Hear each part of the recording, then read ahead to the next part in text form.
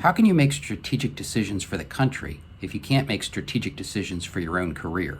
Hey, I'm Chuck, the bureaucrat, and today what I'm going to do is I'm going to lay out a career map that's going to give you powerful insights into your future.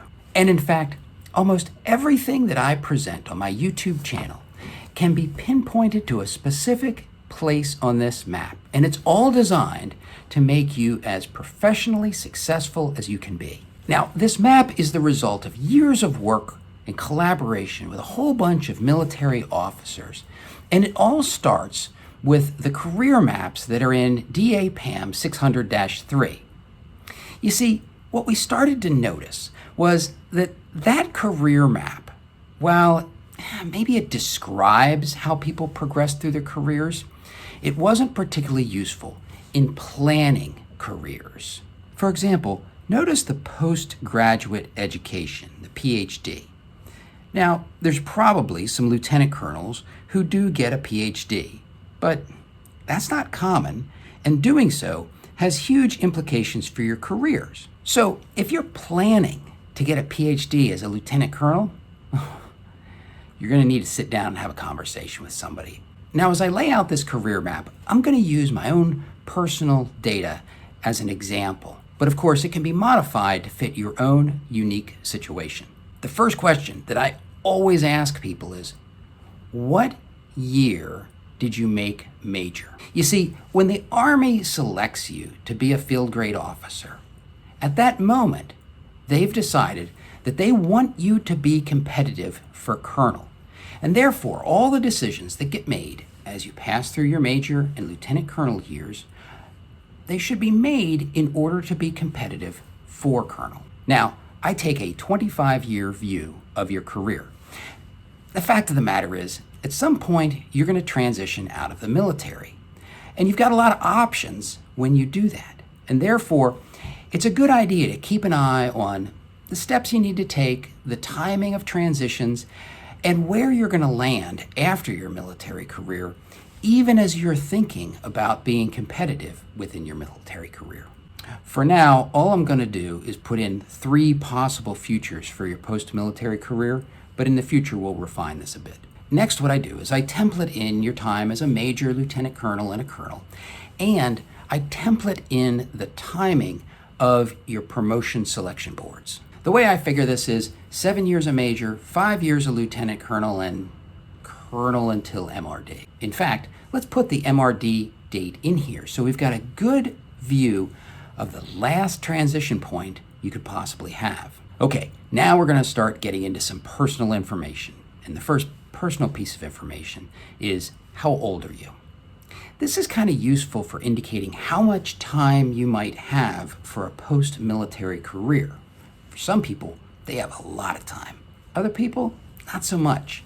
And that influences the decisions they make while they're in the military. The next piece of information that I put into this chart is, what is the age of your youngest child? I've been surprised how much influence that factor has in the way people make decisions.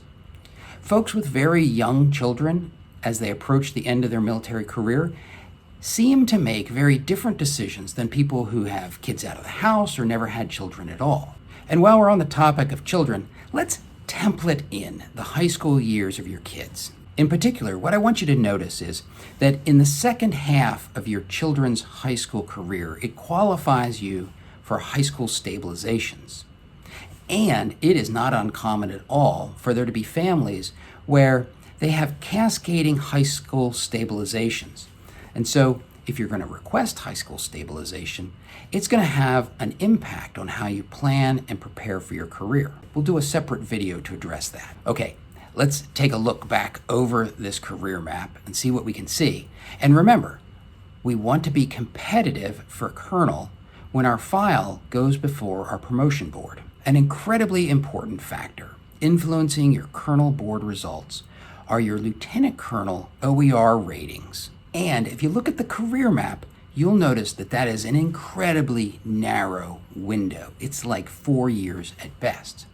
So as a lieutenant colonel, you want to be in an operational job, working on things that you know and understand, delivering results that your senior rater values. What that means is that there's a sharper distinction between your time as a major and your time as a lieutenant colonel than the DA Pam suggests. You want your military education done as a major.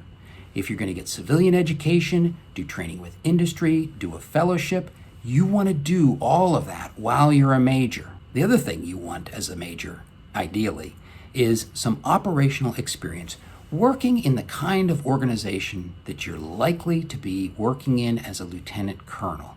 That way, you learn the ropes for the organization as a major, and you're better positioned to deliver results when you show up as a lieutenant colonel. Okay, I'm going to fill in my education and jobs up to about my mid-lieutenant colonel position so that we can shift the discussion to how do we time our transition out of the military using this map. Now, the conventional wisdom is that the first real opportunity to transition out of uniform comes when you have 20 years of active federal service. If you're going to transition before that, check out my video on the mandatory counseling people are supposed to receive when they're released from active duty. Now, another common place that people plan to transition out of the military is right after the colonel board results are announced. Basically, the thinking is, I'll give it one shot, and if I'm not what the Army is looking for, that's a good time to go.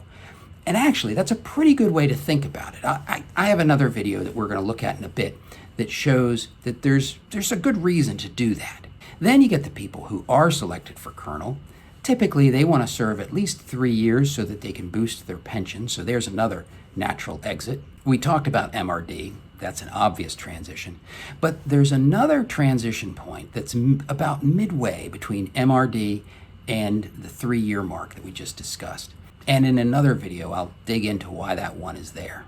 So there you go. I'm Chuck, the bureaucrat, and this is the tool that I use to counsel people so that they can perform well as a lieutenant colonel, plan their transition, and smoothly transition into a post-military career. We're going to come back and we're going to cover a lot of the individual points on this career map. And in the meantime, keep doing a good job, because doing a good job is the key to success. And it's what we're all counting on you to do.